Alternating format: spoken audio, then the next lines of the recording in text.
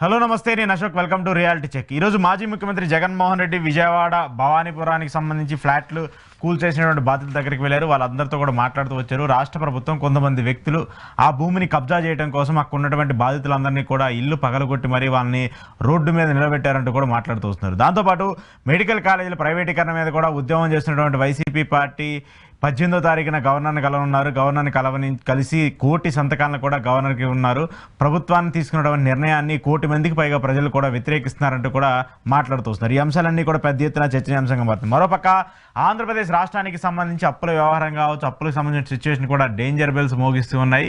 ఉద్యోగులకు సంబంధించిన జీతాలు 10వ తారీఖు అయితే తప్ప పడేటువంటి పరిస్థితి కనిపించట్లేదు. చాలామంది ఉద్యోగులకు 10వ తారీఖు వరకు జీతాలు కూడా పడిన పరిస్థితి కనిపిస్తుంది. ఈ అంశాలన్నింటి గురించి ఈరోజు ఇంటర్వ్యూలో మాట్లాడదాం. ఇంటర్వ్యూలో నాతో పాటు పార్టిసిపేట్ చేస్తున్నారు అనలిస్ట్ కేఎస్ ప్రసాద్ గారు. ప్రసాద్ గారు నమస్తే. నమస్తే అండి.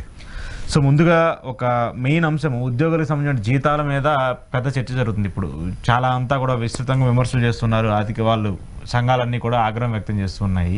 10వ తారీఖు అయినా కూడా కొంతమందికి జీతాలు పడిన పరిస్థితి వస్తుంది. ఏం చెప్తారు? వాళ్ళే శాసించే వ్యక్తులు కదా, వాళ్ళకి మనం ఏం చెప్పలేము. వాళ్ళు ఏం చెప్పినా అది వాళ్ళు అనుభవించవలసిందే. ఎందుకంటే వాళ్ళకి కావాల్సిన ప్రభుత్వాన్ని వాళ్ళే తెచ్చుకుంటారు. వాళ్ళకి ఎవరికి నచ్చితే వాళ్ళతోనే వాళ్ళు 5 సంవత్సరాలు సహజీవనం చేస్తారు. ఇలాంటివన్నీ తెలిసిన తర్వాత మనం వాళ్ళ గురించి ఎంత తక్కువ మాడితే అంత బెటర్. చేసుకున్నోడికి చేసుకున్నంత, అంతకన్నా ఇంకెళ్ళలేదు. ఇప్పుడు చూడు, 3 పూట్ల తిని మొంతకు నైవేద్యంలో సామెత ఉంటుంది. గత ప్రభుత్వంలో మనకి ఏం జరిగిందో మర్చిపోతే గొంతెమ్మ కోరికలు తీర్చుకోవడానికి ఒక ప్రభుత్వం చేసే కార్యక్రమాల, లేకపోతే ప్రభుత్వంలో ప్రజలతో పాటు మమ్మల్ని కూడా అలాగే చూసుకున్నారన్న కనీస మమకారం కనికారం ఉందా అనే ప్రశ్నలు వాళ్ళ దగ్గర ఉన్న సమాధానంలో వాళ్ళే చెప్పాలి. ఇప్పుడు గత ప్రభుత్వంలో మీరు ఈ సంక్షేమం అన్నది పెద్దపేట వేసిన ఏ ప్రభుత్వ ఉద్యోగులు సహాయ సహకారాలతో అదైతే జరగదు కదా. వాళ్ళ టెన్యూర్లో ఎప్పుడైనా సరే ఇలాంటివి జరిగాయా అని ఒకసారి ఎంప్లాయీస్ వాళ్ళు ప్రక్షాళించుకుంటే, అది ఈరోజు ఇప్పుడు దాకా డిఏ రాకుండా కింద మీద పడుతున్నారు కదా. గత ప్రభుత్వంలో ఆ డిఏలు ఏమైనా ఆగాయా? అయితే ఏ రోజైనా ఈ కరోనా పాండమిక్ లాంటి సిచ్యువేషన్లో కూడా ఎప్పుడైనా జీతాలు ఆగాయా ఒకసారి చూసుకోమనండి. అలాగే ఇవన్నీ ఉంటే ఇప్పుడు ప్రతి నెల మనకి జీతాలు వచ్చాయా లేదా ఇలాంటివన్నీ చర్చ ఎక్కడికక్కడ వస్తూనే ఉంటుంది కదా. తర్వాత ఎంప్లాయ్మెంట్ క్రియేషన్లో ఆర్టీసీ ఉద్యోగుల్ని స్పాన్ ఆఫ్ నో టైంలో ఎలా లక్షల మంది ఉద్యోగుల్ని ఎలా చేశారన్నది, 1,35,000 దగ్గర సచివాలయ ఉద్యోగ వ్యవస్థను ఎలా క్రియేట్ చేశారన్నది, ఇప్పుడున్న ఎగ్జిస్టింగ్ ఎంప్లాయీస్కి సచివాలయ వ్యవస్థ వలన వాళ్ళకి ఉపయోగం పొందిందే కదా. సో ఇవన్నీ వాళ్ళ కళ్ళ ముందు సాధారణంగా కనబడిన తర్వాత కూడా ప్రభుత్వాలు మేము తలుచుకుంటే చిటికేసి మార్చేస్తామని ప్రతిసారి చెప్తుంటారు కదా. ఇది బాగుందా అది బాగుందా కంపారిజన్ చేసుకోమండి. తర్వాత మళ్ళీ మారుస్తారో మార్చరో వాళ్ళ దగ్గర నుంచి వస్తాయి బ్రహ్మాండమైన ప్రవచనాలు. ఇవన్నీ దృష్టిలో పెట్టుకుని ఎంప్లాయీస్ని టీచర్లని కేవలం వాళ్ళ స్వార్థ ప్రయోజనాలు పరిరక్షించుకోవడానికి అన్నప్పుడు అట్లీస్ట్ మీ స్వార్థమైన పరిరక్షించబడుతుందో లేదో ఒకసారి ఆలోచించుకోమనండి.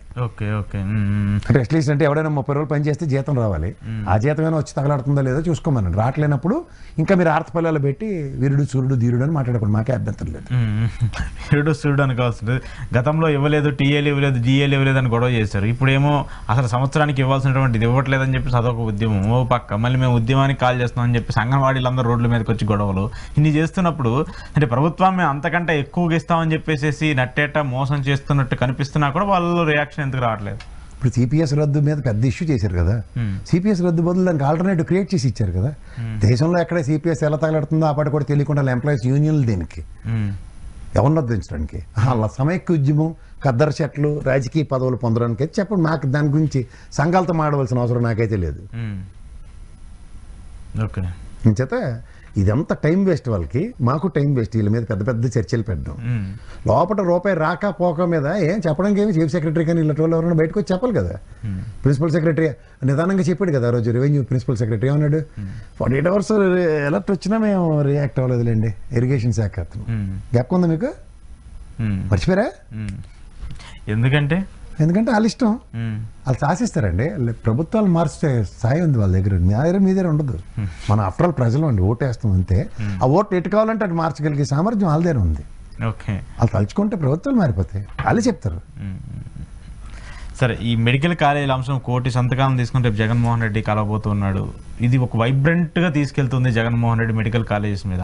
కానీ గవర్నమెంట్ నుంచి ఎట్లా ఒక రియాక్షన్ రాలేదు. వాళ్ళు ఏమో ప్రైవేటీకరణకే మొగ్గు చూపుతున్నారు. ఇంకా పీపీ అని దాన్ని ఇంకా ప్రమోట్ చేసే పరిస్థితి వస్తుంది. చేయమనండి సార్. వినాశకాలే విపరీత బుద్ధి అని ఒకటి ఉంటుంది. ఎప్పుడైనా సరే పోరాటాల గడ్డ తెలంగాణ. ఇవాళ విభజించారు చేతకాంత ససవతనంకి. కానీ తెలంగాణ గడ్డ మీద ఉన్న పోరాట స్ఫూర్తితోనే విశాఖ హుక్కు ఆంధ్రుల హుక్కును సాధించుకున్నాం. మర్చిపోవద్దు. సో ఒక పోరాట స్ఫూర్తి ఒక ప్రాంతపరంగా ఇవాళ విభజించిన తర్వాత కూడా స్ఫూర్తి ఎలా ఉంటుందంటే, మీకు ఈ ఆర్టిఫిషియల్ అమరావతి ఉద్యమాలు లాంటివి చూసిన తర్వాత నేను ఎందుకు చెప్తున్నానంటే, ఆర్టిఫిషియల్ అమరావతి ఉద్యమాలు అన్నది ఒక ప్రభుత్వం రిట్ ఆఫ్ మ్యాండమస్ తీర్పుకి గౌరవిస్తూ 3 రాజధానుల బిల్లు విరమించుకున్న తర్వాత కూడా వీళ్ళు మట్టుకు వీళ్ళు ఈ రోజుకి కూడా దాన్ని పబ్లిసిటీ చేసుకుని అవే మాటలు వీళ్ళ నోట్లోంచి వస్తే వినసొంపుగా ఉంటున్నాయి. 3 రాజధానుల అంశానికి సంబంధించిన దాంట్లో ఫైనాన్షియల్ క్యాపిటల్ విశాఖ అని ఇంగ్లీష్లో అంటే బాగా మాట్లాడారని మంచు లక్ష్మీలత పరవశించిపోతున్న వాళ్ళకి ఇవాళ 3 రాజధానుల మాట పక్కపెట్టి అక్కడి నుంచే పరిపాలన సాగించిన తర్వాత కూడా ఇంకా అదే అబాండాన్ని వేసుకుంటూ చేస్తూ మీరు చేసిన ఒక ఆర్టిఫిషియల్ ఉద్యమం అని చూడండి. దస్ రాష్ట్రంలో 17 మెడికల్ కాలేజీలు మా హక్కు. నేను కాదు, గౌరవ పెమ్మసాని గారు ఆయన మాట్లాడుతూ ఒక ఈఎస్ఐ హాస్పిటల్ అక్కడ పెట్టడానికి నా గడ్డి నాకు తినిపిస్తున్నారు. అక్కడ నేను క్యాబినెట్ వాళ్ళతో మాట్లాడినా, మా ఆఫీస్ నుంచి అధికారులు వెళ్ళినా నా దగ్గర ఓ 17 మెడికల్ కాలేజీకి ఒక ప్రభుత్వం ఎలాంటి లాబింగ్ చేసి ఉంటుందో మెడికల్ కౌన్సిల్ ఆఫ్ ఇండియాకి ఇలాంటి ప్రాథమిక అవగాహనలు కూడా లేకుండా వాళ్ళు ఉన్నారా అన్నదానికి నేను 4 సార్లు గిల్లుకుని, అంటే ఒక ప్రభుత్వ పరంగా 17 మెడికల్ కాలేజీలకు తెచ్చుకోవడానికి చేసిన ఒక బృహత్తర కృషిని తృణప్రాయంగా తీసేస్తూ ఒక చిన్న ఈఎస్ఐ హాస్పిటల్కి నేను చేసిన పని చాలా గొప్పదని పెమ్మసాని గారు అభివర్ణిస్తున్నప్పుడు జస్ట్ లైక్ ఎంప్లాయీస్ లాగే చేత మీరు ప్రశ్న సమాధానం మీ దగ్గర ఉన్నోడికి సమాధానం ఏం చెప్పాల్సిన అవసరం లేదు. అంచేత రీసెంట్ పాస్ట్లో అమరావతికి సంబంధించిన విషయంలో కూడా పెమ్మసాని గారు మాట్లాడుతూ ఇదే క్యాబినెట్ గెట్అవుట్ అంది ఆ బిల్లుని పార్లమెంట్ వేదికగా. గెజెట్ నోటిఫికేషన్ సంబంధించిన విషయం మీరే కదా చెప్పారు నాకు, మీరే కదండి మొదలెట్టారని. మాకు ఇవన్నీ సరదా కదా, ఎందుకంటే మేము రాష్ట్ర ప్రయోజనాలు కదా. ఒకసారి నా ఆంధ్రప్రదేశ్ వచ్చావా? అవును, ఒక పనికిమాలలో మాట్లాడుతుంటే నాకు ఎంత సిర్రెత్తుకు వస్తుందంటే అణువణువు ఆంధ్రప్రదేశ్ మీద తిరిగినోడు నేను. మీరు పుట్టింది అక్కడ కదా, మీ అంతా ఉత్తరాంధ్ర నేను పుట్టినోడిని అక్కడ కదా, నేను పుట్టిన తెలంగాణ, కానీ నాకు ఆంధ్రప్రదేశ్తో సత్సంబంధాలు ఉన్నాయి. నేను తెలంగాణలో పుట్టానని ఈ రోజు నాకు అక్కడ నా పాస్పోర్ట్లో కానీ ఆంధ్రాలో పుట్టలేదని నాకేం లేదు. నా పాస్పోర్ట్లో ఇప్పుడు రెన్యువల్కి వస్తే ఏపీ అని రాసి ఉంది. చేత మాట్లాడినప్పుడు ఒళ్ళు దగ్గర పెట్టి మాడమనండి. తెలియకుండా మాట్లాడేస్తే ఎలా ఉంటుందంటే, చదువుకుంది ఎక్కడ, స్థానబలం ఎంత ఉంది, ఎవరెవరికి ఇల్లు వాకిళ్ళు ఎక్కడ ఉన్నాయి, ఒక దగ్గర చదువుకుంటే ఇంకో దగ్గర ఉద్యోగం చేయకూడదా? అదే వీళ్ళకి రాజ్యాంగాలు తెలియవు కదా. ఎర్ర పుస్తకాలు, పసుపు పుస్తకాలు, పసుపు రంగులు రక్తాలు ఉన్న వాళ్ళకి ఏం తెలిస్తే? రాజ్యాంగం ఇచ్చిన హక్కు ఎక్కడంటే భారతదేశంలో ఎక్కడైనా నివసించే హక్కు ఉంది, ఎక్కడైనా ఆస్తి కొనుక్కునే హక్కు వచ్చింది, జమ్మూ కాశ్మీర్లో తప్ప. ఇది కూడా తెలియకుండా వాళ్ళు డిబేట్లకు వస్తే నేనేం చేయాలి అటువంటి సమాధానం? అంచేత ఇప్పుడు ఉద్యమాలు ఆర్టిఫిషియల్గా నిర్మించే దగ్గర అది మీరు ఇందాక అంగన్వాడీ రైతులకి, అంగన్వాడీ వాళ్ళకి జీతబత్యాల మీద పెంపుదల ఉన్నప్పుడు గుర్రాలతో తొక్కించినంత అనుభవం ఉన్న వాళ్ళ దగ్గర జీతాలు ఇవ్వకపోయినా నష్టం లేదు. దీనికన్నా ఇక్కడ మెడికల్ కాలేజీకి సంబంధించిన నిన్న జన వెలువలు చూశారు కదా, మండల స్థాయిల దగ్గర నుంచి నియోజకవర్గాల స్థాయి దగ్గర నుంచి. నేను ఒక డిబేట్లో విన్నాను, చాలా ఆశ్చర్యం వేసింది. ఒక మండలంలో 50,000 సంతకాలు ఉండవా? 7 పార్లమెంట్ సెగ్మెంట్లలో మొత్తం రాష్ట్రం మొత్తం మీద 175 నియోజకవర్గాలు 1 కోటి సంతకాలు సంపాదించడం పెద్ద వింత. మీకు ఇంకా బేసిక్ లాజిక్ చెప్తాను. 40% ఓటు బ్యాంక్ ఉన్నాడు, ఆడవాళ్ళ కార్యకర్తను పిలిచి సంతకాలు పెట్టమంటే బెటరే ఎగ్జాంపుల్. కానీ కార్యకర్త వైఎస్ఆర్సీపీ అయినా సరే ఆంధ్రప్రదేశ్ పౌరుడే కదా, వాళ్ళందరూ ఆ రాష్ట్రానికి చెందిన వాళ్ళే కదా. ఆ ప్రాథమిక లాజిక్ కూడా లేకుండా వీళ్ళకి బాగా అలవాటు కదా. రాజశేఖర గారి పాదయాత్రని, జగన్మోహన్ రెడ్డి గారి పాదయాత్రని పొలిట్ బ్యూరోలో కూర్చొని తృణప్రాయంగా తీసిన తర్వాత మాడు పగిలిపోయినట్టు ప్రభుత్వ స్థాపనలు జరిగిన తర్వాత వీళ్ళు కుడితిలో పడ్డ ఎలకల్లా కొట్టుకున్నవి మర్చిపోతే రేపు పొద్దున గవర్నర్కి ఇస్తే కాగితాలు అమ్ముకోవడానికి తప్ప దేనికి పనికిరావు, గవర్నర్ దగ్గరికి ఇవ్వడం అన్నది ఒక పెద్ద వేస్ట్ ప్రక్రియ అని నేను చెప్తాను. అంటే అంత ఏం కాదు ఏదో, ఎందుకంటే ఏదైనా అబద్ధాలు కూడా పార్లమెంట్ అసెంబ్లీ వేదికగా చదివే అంత నేపథ్యం ఉన్న గవర్నర్లు ఉన్నప్పుడు కనీసం ఆ అబద్ధాలను కూడా సరిదిద్దుకోకుండా ఇదేట నాతో ఇలాంటి అబద్ధాలు చెప్పించారని గవర్నర్ ఆఫీస్ నుంచి ఒక మెమో కూడా ఇష్యూ చేయని దౌర్భాగ్య స్థితి చూస్తున్నప్పుడు ఇవాళ ఒక అపోజిషన్గా జగన్మోహన్ రెడ్డి గారు వెళ్ళి 1,20,00,000 పైచీలకి సంతకాలు సబ్మిట్ చేస్తే 1/4 పీపుల్ ప్రజల యొక్క డిసెంట్ అది. దాని మీద కూడా ఆక్రందన స్పందన లేకపోతే ఇది ప్రజాస్వామ్యంలో ప్రజలు ఎలాంటి సమాధానం చెప్తారో రాబోయే రోజుల్లో కాలం నిర్ణయిస్తుంది. ఇవాళ ఇక్కడితో ఆగిది కాదు. ఒక జనప్రబంజనాన్ని తృణప్రాయంగా తీసేసి 17 మెడికల్ కాలేజీలు లేవని చెప్పి సీట్లు దగ్గర 3,000 మంది పిల్లలు చదువుకుంటున్నారు. ఎగేసుకుని పొగేసుకుని ఎక్కడ పడితే ఆడ పోయి చదువుతుంటారు కదా ఎంబీబీఎస్లు. కళ్ళ ముందు నీ పిల్లడు ఇంట్లో కూర్చొని చదివితే ఒళ్ళు కొవ్వెక్కిపోయింది ఒక్కొక్కడికి, లేకపోతే మతంతో ఈ ఫారెన్లోనే చదవాలన్న ప్రాతిపదిక ఉందా? లేదంటే విదేశీ యుద్ధం వచ్చి ఎలాగైనా ఉక్రెయిన్ లాంటి దేశాల్లో యుద్ధ వాతావరణం అప్పుడు మెడికల్ కాలేజీలు చదువుకున్న పిల్లల్ని వెనక్కి తీసుకురాని తల్లిదండ్రులు అరణ్యవాదనలు చేస్తారు కదా. బాధ్యత ఉండక్కర్లే మీకు? డిస్ట్రిక్ట్ హెడ్ క్వార్టర్స్లో మీకు కళ్ళ ముందు మెడికల్ కాలేజ్ ఉండే 50-100 సీట్లు దాంట్లో వస్తుంటే ఎంతమంది విదేశాలు పంపించి చదివిస్తున్నారండి? అదే పని ఇక్కడ కళ్ళ ముందు పిల్లలు చదివించుకుంటే ఆ పాటి ఇంగిత జ్ఞానం కూడా ఉండదా? అవన్నీ ఆలోచించుకోమనండి. ఇది ప్రజాస్వామ్యంలో ఒక గవర్నమెంట్ హాస్పిటల్కి, నేను కదా లోకేష్ గారు చెప్పారు కదా, కేరళలో మెడికల్ హాస్పిటల్కి వెళ్తే గవర్నమెంట్ హాస్పిటల్కి ఆ వైద్యం చూసి పరవశించిపోయాడు కదా. మరి అలాంటి వైద్యమే అలాంటి పరికరాలతోనే కదా కడపలో పులివెందులో చేసింది, ఎత్తుకొచ్చారు కదా గుంటూరు రిమ్స్కి కావాలని. ఏ అలాంటి సోఫిస్టికేటెడ్ ఎక్విప్మెంట్ కొనలేరా? అసలు ఆరోగ్యశ్రీనే లేపేస్తున్నారు. ఓ పక్క ఆయుష్మాన్ భారత్కి అతిగతి లేదు. పెమసాని గారు చెప్పారు కదా, తీసుకురండి ఎంతమంది రెన్యువల్ అయ్యాయో, ఎంతమంది ఎన్రోల్ అయ్యారో చూద్దాం. ఏ ప్రాతిపదిక మీద ఏ మెడికల్ హాస్పిటల్తో టైఅప్లు ఉన్నాయి ఆయుష్మాన్ భారత్ చెప్పండి, లిస్ట్ ఎక్స్ప్లోర్ చేసారా? అసలు కన్సిడర్ చేస్తే ఆ ప్రైవేట్ హాస్పిటల్స్ వాటిని దాన్ని అంటారు మొదటి దానికి దిక్కులేట కడదానికి కళ్యాణం అని. ముందు ఇక్కడ ఉన్న ఆరోగ్యశ్రీకి దిక్కులేదు కానీ మీకు ఆయుష్మాన్ భారత్ కావాల్సి వచ్చిందని అడుగుతున్నారు అక్కడికి వెళ్ళిన వాళ్ళకి. ఆరోగ్యశ్రీ 3,200 3,500 కోట్లు ఉన్నాయి ఎంతవరకు. మళ్ళీ అది జగన్మోహన్ రెడ్డి పెండింగ్ పెట్టాడు కాబట్టి దానికి పెండింగ్ పెడితే బాలకృష్ణ గారికి బిల్లు ఎలా వచ్చేసారు కనుక్కోండి. ఆయన కూడా హాస్పిటల్ ఉంది కదా, ఆయనకు వచ్చే కదా బిల్లు. పెండింగ్ ఉంటేనే కదా క్లియర్ అయ్యే. ఏ ప్రభుత్వం అయినా వెళ్ళిపోతున్నప్పుడు ఉన్న ఎక్స్చెక్కర్కి 8,000 కోట్లు మీకు ఇచ్చి వెళ్ళారు. 10 కోట్లు 100 కోట్లు కూడా ఇవ్వలేదని చెప్పిన యనమల రామకృష్ణ గారికి వెసెస్ 7,000 కోట్లు ఇచ్చిన ఈ ప్రభుత్వంలో ఈ ఆరోగ్యశ్రీ బిల్లును మిగిలిన మెడికల్ కాలేజీలు కంప్లీట్ చేయడానికి మీకు వచ్చిన కష్టం ఏంటి? మరి విజనరీ ప్రభుత్వం కదా. రుషికొండ ప్యాలెస్కి ఈ రోజుకి కూడా కార్యాచరణ లేదు 18 నెలలు బట్టి. సిఏ సమిట్ అయింది కదా, అక్కడ విడిది ఏమైనా ఇవ్వచ్చు కదా. లేదా ఇక్కడ మీరు విజనరీ లీడర్ కదా, ఇక్కడ ఫలక్నామా ప్యాలెస్ ధీటుగా అక్కడ ఒక రుషికొండ ప్యాలెస్ కట్టొచ్చు కదా, పర్యాటక రంగంలో చేయొచ్చు కదా. మిగిలింది పరవశించిపోయి చూసి వచ్చారు కదా మీరు వెళ్ళి.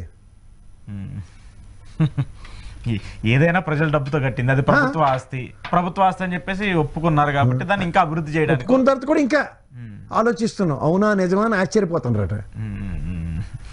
ఈ మెడికల్ కాలేజీల యొక్క ప్రజలకి ఒత్తులు వెలిగాయి. ఆ దీపం వెలుగు ఎలా ఉంటుందంటే 18వ తారీఖు గవర్నర్ ఇచ్చిన తర్వాత కార్యాచరణ ఉంటుంది. దాని మీద యాక్షన్ ఫ్రంట్ 1 వీక్లోనే ఎట్లో గవర్నర్ ఆఫీస్ నుంచి ప్రతిస్పందన లేకపోయినా, ప్రభుత్వం మీద గవర్నర్ దగ్గర నుంచి ఒత్తిడి లేకపోయినా, కేంద్ర ప్రభుత్వం నిమ్మక నీరెత్తి చూస్తూ కూర్చున్నా, ఇది ప్రజాస్వామ్యం. ఎందుకంటే కేంద్ర ప్రభుత్వం కనుసన్నలోనే వచ్చిన మెడికల్ కాలేజీలే. ఆయన అగ్రిగేట్ 134.50 లక్షల చొప్పున ఒక్కొక్క మెడికల్ కాలేజీకి కేంద్ర ప్రభుత్వ సహాయ సహకారాలు ఉన్నాయి. ఏం తెలుగుదేశం గవర్నమెంట్ రాగానే అవన్నీ ఎందుకు ఆగుతున్నాయి? అంటే జగన్మోహన్ రెడ్డికి ఇచ్చినప్పుడు తెలుగుదేశానికి ఇవ్వలేదు, అందులో డబుల్ ఇంజన్ సర్కార్ కదా. ఇచ్చిన దాంతోనే కదా ఈ స్థాయిలో వచ్చాయి అన్ని 17 మెడికల్ కాలేజీలు. At least you can make the presence కదా. ఫస్ట్ స్లాబో సెకండ్ స్లాబో లేకపోతే పునాదులకు తీసి గోళ్ళ కట్టినవి కనబడుతున్నాయి కదా, కనిపిస్తున్నాయి కదా. ఆ లెక్కలు చెప్పొచ్చు కదా. ల్యాండ్ ఎక్విజిషన్ అవడం అయితే మా తాతయ్య ల్యాండ్, అది ల్యాండ్ ఎక్విజిషన్ చేయడమే చాలా పెద్ద తలనొప్పి. ఆయన అగ్రిగేట్ 50 ఎకరాల పైన ఉన్నాయి ఒక్కొక్కటి. ర్యాండమ్ గా 2-3 ఉన్నాయి అనుకుంటా, 20-30 ఎకరాల లోపున. మిగిలిన 50 ఎకరాల పైన. కాస్ట్ వాల్యుయేషన్స్ తీయండి. మరి వాటికి కూడా స్వచ్ఛందంగా ఇచ్చిన వాళ్ళు ఉంటారు కొంతమంది, లేదంటే గవర్నమెంట్ తీసుకున్నది ఉంటే అన్నీ ఉంటాయి కదా. అన్నీ ఉంటాయి కదా. గవర్నమెంట్ ల్యాండ్ ఉంటుంది, ఎక్వైర్డ్ ల్యాండ్ ఉంటుంది, ఎక్విజిషన్ ఉంటుంది. ఇవన్నీ సమాధానాలు చెప్తారు కదా వాళ్ళ దగ్గర, లేకపోతే కదా. ఇప్పుడు మెడికల్ సత్య గారి దగ్గర ఉన్నాయి కదా ఫైల్స్, తీసి చూడండి ఒకసారి. Turn the page, learn the work. ఆయన 33, 66 అని చెప్పేసి లెక్కలు నేర్చుకోమండి సార్ ఫస్ట్. మండల్లో చెప్తా ఉంటారు. అదే 33, 66, 99 చెప్తుండ్రు కదా. ఓకే ఓకే సరే. ఇప్పుడు ఇది ఎందుకు ఇదంతా ఒక పక్క జరుగుతుంది, ఇది గొడవ అంతా జరుగుతుంది. ఇప్పుడేమో ఈరోజు జగన్మోహన్ రెడ్డి గారు విజయవాడ వెళ్ళారు. అక్కడ కొంతమంది పాపం బాధితులు, దాని మీద అలిగేషన్స్ అంటే డైరెక్ట్గా అక్కడ ఎంపీ కావచ్చు, లేదంటే అక్కడ ఉన్న కొంతమంది లీడర్లు చేస్తున్నటువంటి అత్యుత్సాహం 250 కోట్లు అంట ఆ ల్యాండ్ విలువ. 2.5 ఎకరాల సంథింగ్ ఏదో చెప్పారు. 250 కోట్ల ల్యాండ్ని ఇంత దౌర్జన్యంగా పాపం వాళ్ళు ఇల్లు కట్టుకొని లోన్లు తీసుకొని అన్ని అప్రూవల్ చేసి విజయవాడ మున్సిపల్ కార్పొరేషన్ కూడా ఫైండ్ అవుట్ చేసిన తర్వాత కూడా అది ఇల్లీగల్ ల్యాండ్ కొట్టేస్తే ఇక బాధితులు ఎక్కడికి వెళ్ళిపోవాలా? 50 కుటుంబాలు రోడ్డు పడినట్టే కదా సార్. సరే సార్, ఇల్లులు కొట్టారు. ఫస్ట్ రిజిస్టార్ని ఒక బొమ్మ ఒకటి ఏడుస్తుంది కదా, రిజిస్టర్ ఆఫీస్కి వెళ్ళారు ఎప్పుడైనా మీరు? ఈ ల్యాండ్లో 22A పెట్టింది ఏంటి? బొమ్మ వేసి ఉంటుంది జోన్లు వైజ్గా. ఇది వాటర్ జోన్ అను, లేదంటే ఇది ఆక్యుపైడ్ ల్యాండ్, ఇలాంటివన్నీ. కళ్ళు కాకులు ఎత్తుకెళ్ళి రిజిస్టర్ చేస్తున్నప్పుడు అది ఏ ల్యాండ్ తెలియకుండా రిజిస్టర్ చేశాడు. దీనికన్నా ముందు మున్సిపల్ శాఖ నిన్నటిదాకా ట్యాక్స్ కట్టించుకుంటుంది కదా వాళ్ళతో. ఏ ప్రాతిపదిక మీద కట్టించుకుంటుంది? ఎలక్ట్రిసిటీ సప్లై ఇచ్చారు. ఏ ప్రాతిపదిక మీద అది? సార్ చెరువులో పోల్స్ ఎలా ఇస్తామండి, అక్కడ నుంచి ఇల్లు ఎలా ఇస్తామని చెప్పి ఏమైనా మాడారా? లేదా ఇది గవర్నమెంట్ ల్యాండ్లో మేము కరెంట్ కనెక్షన్లు ఇవ్వండి అని చెప్పారు వాళ్ళు. ఇవేవి పోనీ మున్సిపల్ శాఖలో ఉన్న వాటర్ సప్లై కూడా ఉంది కదా, అక్కడ మున్సిపల్ ట్యాప్స్ ఉన్నాయి కదా, ఇవేమైనా నియంత్రించారా? పోనీ వీళ్ళ మీద చర్యలు తీసుకున్నారా? ఒక అన్యాక్రాంతమైన ల్యాండ్లో వీళ్ళందరికీ ఏ ప్రాతిపదిక మీరు సప్లై ఇచ్చారని చెప్పి ఓ రిజిస్టర్ని సస్పెండ్ చేశారా? అక్కడ ఓకే, ఫస్ట్ గవర్నమెంట్ పరంగా ఈ చర్యలు ఉండి తర్వాత ప్రజల మీదకి చర్యలకి రండి. అధికారులు పర్మిషన్ ఇచ్చిన అధికారుల మీద తీసుకోవాలి కదా. కదా ఫస్ట్ వాళ్ళ మీద ఏమైనా చర్యలు ఉన్నాయి మీకు? లేవు. రెండోది గౌరవ సుప్రీంకోర్టు ఇచ్చిన స్టే ఆర్డర్ను కూడా వీళ్ళు కన్సిడర్ చేయకుండా డిసెంబర్ కోర్టు ధిక్కరణ అంటే ఏమనాలి? ఇంకెవరికి చెప్పుకోవాలి? ఇది ఏదో రాముడును కప్ప కథ తెలుసా మీకు? మీకు లేదు. రాముడు అంటే హైకోర్టు సుప్రీంకోర్టు అనుకుందాం, కప్ప అంటే కింద ప్రజలు అనుకుంటున్నాం. కష్టం వచ్చింది అని చెప్పి సుప్రీంకోర్టు దగ్గరికి వెళ్ళి రామా కష్టం వస్తే కప్పాట రామా అని అరుస్తుందట. రాముడు కాలేజ్ తొక్కేసి ఏంటి నువ్వు రామా అనలేదు, నన్ను పిలిస్తే నేను పలుకుతాను కదా అంటే, కష్టమే నువ్వు ఇస్తే నేను మళ్ళీ నీకేటి చెప్తాను రామా. అలా ఉంది ఎవరు. అలాంటి పరిస్థితికి వచ్చేసింది కదండి. 2014 నుంచి 19 దాకా చంద్రబాబు గారి గవర్నమెంటే కదా. పోనీ ఆ రోజు ఏమన్నా దీన్ని బ్లాక్ లిస్ట్ లో పెట్టింది ఉదంతం ఉంది. బ్లాక్ లిస్ట్ లో పెట్టి అప్పుడు నోటీసులు భవానీపురంలో వీళ్ళందరికీ నోటీసులు సర్వ్ చేసాం. మరి ఇక్కడ మీరు అలాంటి ప్రజావేదిక ఏదో కూల్చేస్తే లబోదిబమని 10 ఏళ్ళు బట్టి మా చెవుల్లోంచి రక్తం తాగేస్తున్నారు కదా అందరూ. ఏది అది కూడా అక్రమంగా ల్యాండ్. అది రేపొద్దున నిజంగా అమరావతిలో తెరబెట్టేసే కార్యక్రమం మొదలెట్టినా చంద్రబాబు గారు ఆ కరకట్ట మీద ఇళ్ళని కూడా కోలగోయారు. తెలుసా మీకు? Illegal construction. అవునా కదా. ఆ ఇల్లీగల్ కన్స్ట్రక్షన్ అప్రయాన్షన్ దీనికోసరకలు ఎందుకు వచ్చింది? దానికైతే మీకు సింపతి కదా. అంతులేని కాదు జయప్రదలు అందరూ ఏడ్చుకుంటూ ప్రజావేదిక కూల్చేశారు కదా. ఆ మొగల్లాగా అక్కడే కూర్చుని కలెక్టర్ కానుకలు పెట్టి తీరగొట్టాడు అతను. పోనీ అలాగేమో చెప్పి చేశారా మీరు? కోర్టు స్టే ఆర్డర్ తెచ్చుకున్నా కూడా 60 మంది కలెక్టర్ నిలబడి చెప్పొచ్చు కదా. అంకుశంలో రాజశేఖర్లో ఒక ఎస్ఐ సిఏ కూడా పనిచేయడా? సార్ ఇది ఇలా ఉంది సార్, ఈ సర్కమాస్టర్లో ఇది కట్టాం సార్, నేనే పర్మిషన్ ఇచ్చాను సార్, ఆ రోజు నేను ఆర్డీఓ నేనే సార్, లేకపోతే కలెక్టర్ నేనే సార్, ఈ ప్రజావేదిక సార్ అని ఎవడో మాట్లాడాడే? అప్పుడు మాట్లాడలేదు కదా. మరి ఇప్పుడు అప్పుడు మాట్లాడరా, ఇప్పుడు మాట్లాడరా? మరి దేనికి బ్యూరోక్రసీ అంతా? ఎవరిని ఉద్ధరించడానికి? అధికారులు చెప్పారు అంటే ఒక ప్రభుత్వ పరంగా చేసిన దానికి తప్పు రేటే చెప్పరు, ప్రజలకి తీసుకున్న దాని మీద కూడా తప్పు రేటే చెప్పరు, కానీ పెనాల్టీ క్లాసులు అందరూ మాత్రం మేము భరిస్తూ ఉండాలి. మేము ఇల్లు కట్టుకుంటూ ఉంటాం, వచ్చి కూల్చేయండి, అప్పుడు మేము కట్టుకుంటాం. ఇప్పుడు నిజంగా జగన్మోహన్ రెడ్డి గారు వెళ్ళారు, సంఘీభావం ప్రకటించారు. ఆయన ప్రకారంగా ఏం చేస్తారు? అమహా అయితే ఆయన గవర్నమెంట్ వస్తే దాన్ని రెగ్యులరైజ్ చేస్తారు ల్యాండ్ని. కానీ ఒక్కొక్క బిల్డింగ్ కాస్ట్ ఎంత ఉంటుందండి? అదే కదా మెయిన్. అది ఎవరిస్తారండి? అది లోన్లు లక్షల రూపాయలు లోన్లు తీసుకొచ్చి మరీ కట్టుకున్నారంట. ఇదేనా ప్రభుత్వంలో సమన్యాయం? ఇది మంచి ప్రభుత్వం అడ్డింగ్ పెట్టారు కదా, ఇదేనా? మనోడు సుజనా చౌదరి ఉన్నాడు కదా, ఆయన ఏం మాట్లాడుతున్నాడు? స్థానిక ఎమ్మెల్యే కదా, ఏం మాట్లాడలేవా? వాళ్ళ హస్తమే ఉందని చెప్తున్నప్పుడు ఇంక వాళ్ళే మాట్లాడతారు. కేసు నేను చిన్ని అంటున్నారు, అక్కడ జనసేన కార్పొరేటర్ అని డైరెక్ట్గా చెప్తున్నారు వాళ్ళు, బాధితులందరూ కూడా వచ్చి పేర్లు. మరి వెరీ గుడ్. అయితే ఏం చేయలేరు అన్నమాట. ఏం చేస్తారు అధికారులు? మేమేం చేయలేము అన్నప్పుడు వాళ్ళు అతను సినిమా అయితే ఏమి చేయలేరా మీరు? అప్పుడు ఎవడో ఒకటి రావాలి. అలాగా ఎవరు ప్రజల్లో ఆ తిరుగుబాటు వస్తే ఇంకెవరు వచ్చినా ఇంకేముంటుంది? ఆ ప్రజల్లో తిరుగుబాటు రావట్లేదు వచ్చింది, ఇంకా నెక్స్ట్ ఇంకొకళ్ళు అదే దెబ్బ ఇంకొకరు తగిలితే అందరూ ఏకమైతే ఏమైపోతుంది? అలాంటి సిచ్యువేషన్ వస్తుంది కదా. అవుతుంది కదా, అది క్లియర్ అయిపోతున్నాయి ఇవన్నీ ఉదాహరణ తర్వాత. అంటే ఇన్ని సంవత్సరాలుగా పాపం వాళ్ళు ఇల్లు కట్టుకొని లేనటువంటి ఆబ్లిగేషన్ వాళ్ళకి ఎంత ధైర్యం అంటే సార్, ఇది జరగడానికన్నా ముందు మీకు గమనించారు లేదో, జగన్మోహన్ రెడ్డి గారు కట్టిన ఇల్లుకి తాళాలు ఇల్లు ఇచ్చారు, అట్టబొమ్మల తాళాలు. జ్ఞాపకం ఉందా? అప్పుడు ఎవడన్నా అడగగలిగారా? ఇదే ట్రైన్ మా ఇంటికి మళ్ళీ గృహప్రవేశం దేనికి రాని ఎవడన్నా గదమాయించగలిగాడా? ఇచ్చిన ఎన్నిసార్లు చేసిన గృహప్రవేశం ఎన్నిసార్లు చేయలేను ఎవడైనా బయటకు వచ్చి మాట్లాడా? 3 లక్షల ఇల్లు మేమే కట్టి ఇచ్చామని చెప్పి 3,03,000 ఇల్లు అని చెప్పి క్లెయిమ్ చేసుకుంటున్న ప్రభుత్వాన్ని ఎవడైనా ప్రశ్నించగలిగాడా? జనాలు అడగట్లేదు, ప్రభుత్వాలు. అదే చెప్తున్నా, అప్పుడే జరుగుబాటు అన్నది వస్తుంది. జరుగుబాటు అంత సుఖం లేనప్పుడు ఏమవుతుంది? నేనేం చేసినా చెల్లుబాటు అవుతుంది. ఆ చెల్లుబాటు పర్యవసానమే తాళాలు ఇచ్చినప్పుడు లేవని గొంతులు ఇప్పుడు ఎందుకు లేస్తున్నాయని బాలకృష్ణ గారి డైలాగ్ అన్నమాట ఇది. తాళాలు ఇస్తే తీసుకున్నారు కదా, ఇరగొట్టినా తీసుకోవాలి. అప్పుడు సైలెంట్ గా ఉన్నారు, ఇప్పుడు సైలెంట్ గా ఉండండి, సైలెంట్ పేస్, మా పని మేము చేసుకుంటూ వెళ్ళిపోతాం అంటే వాళ్ళ పని వాళ్ళకి కావాల్సిన వాళ్ళకి చేసుకుంటూ వెళ్తారు. అదే కదా నెత్తినోరు ముట్టుకొని చెప్పింది జగన్మోహన్ రెడ్డి. మనం పెట్టుబడిదారీ వ్యవస్థతో యుద్ధం చేయాలరా, వాళ్ళతో నీకేందిరా పని అని చెప్పి అడిగితే, లేదంటే మేము వాళ్ళతో యుద్ధం చేసే సామర్థ్యం ఉందని చెప్పి దిగారు. ఏమవుతుంది? నరేంద్ర మోడీ ఇచ్చిన నీళ్లు మట్టి తిని బతుకుతున్నారు. సరే, ఏంటి ఇప్పుడు ఈ మెడికల్ కాలేజ్ ఏమి ఆగే పనే ఉండదంటారా? ఎవరి కోసం ఆగదు సార్, ఇదేనా పెద్ద తీసిమార్కాన్లో ఇల్లు అయితే రాజ్యాంగం నిర్మించిన మహానుభావుడు అంబేద్కర్ గారి కన్నా ఇల్లు పెద్దవాళ్ళ. ప్రజాస్వామ్యంలో ప్రజల హక్కుల్ని హరించే ప్రజాస్వామ్య ప్రభుత్వాలు ఇప్పటిదాకా నెలకొల్పలేదు. అవన్నీ తాత్కాలిక ఉపశమనాల కింద ఉంటాయి. నీ మార్కు నేను చెరుపుదాం అనుకున్నప్పుడు మార్కే లేకుండా పోద్ది. ఈ మార్కు ఉన్న పరిస్థితుల్లో వ్యవస్థలన్నీ కూడా నిర్వీర్యమైన పరిస్థితి, వాళ్ళకేం ఇబ్బందులు అసలు సచివాలయ ఉద్యోగులు అయితే ఎందుకు వచ్చాం బాబు అని వాళ్ళ బాధ ఆక్రందనీయన అసలు చెప్పుకోలేని పరిస్థితి ఉంది, అంత దారుణంగా ఉన్నాయి. దారుణమైన పరిస్థితులు అట్రిబ్యూట్ చేస్తున్నారు. చూద్దాం ప్రసాద్ గారు దీనికి సంబంధించిన పరిణామం. Thank you very much. ఇది కేఎస్ ప్రసాద్ గారితో ఈరోజు ఎక్స్క్లూజివ్ రియాలిటీ చెక్. చూస్తూనే ఉండండి ఇహా టీవీ.